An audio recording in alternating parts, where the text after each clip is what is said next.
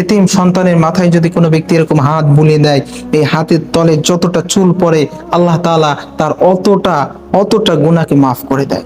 আর কোনো ব্যক্তি যদি কোনো এতিমের ভরণ পোষণের দায়িত্ব নেয়, আল্লাহ রসুল বলে যে সে যেন কিয়ামতের দিন আমার সাথে এরকম অবস্থায় একসাথে থাকবে। এই জন্য আমরা চেষ্টা করব, এতিম যদি আমরা এরকম এতিম কোনো সন্তান দেখি, আমরা চেষ্টা করব এতিমদেরকে সাহায্য করা, সহযোগিতা করা, তাদেরকে হাত বুলিয়ে দেওয়া, তাদেরকে এরকম ভালো দুই চারটা কথা বলা, তাদেরকে আদর যত্ন করা। এটা যদি আমরা করতে পারি, দেখা যাচ্ছে সে সরাসরি আল্লাহ রসুলের সাথে এরকম জান্নাতের মধ্যে থাকতে পারবে। আল্লাহ তাআলা তাকে এই হাতের তলে যত চুল পড়বে এই পরিমাণ সওয়াব তাকে দান করবে। এই জন্য আমরা এতিম মিসকিন যারা আছে এদের দিকে খেয়াল রাখবো। যেহেতু এটা রবিউল আউয়াল মাস, রাসূল সাল্লাল্লাহু আলাইহি সাল্লাম এই মাসেই এসেছেন, এই জন্য আমরা চেষ্টা করব রসুল আসছে, রসুলের জীবনীটাকে আমরা এই মাসে পরিপূর্ণ পড়ার চেষ্টা করব। অনেকগুলো কিতাব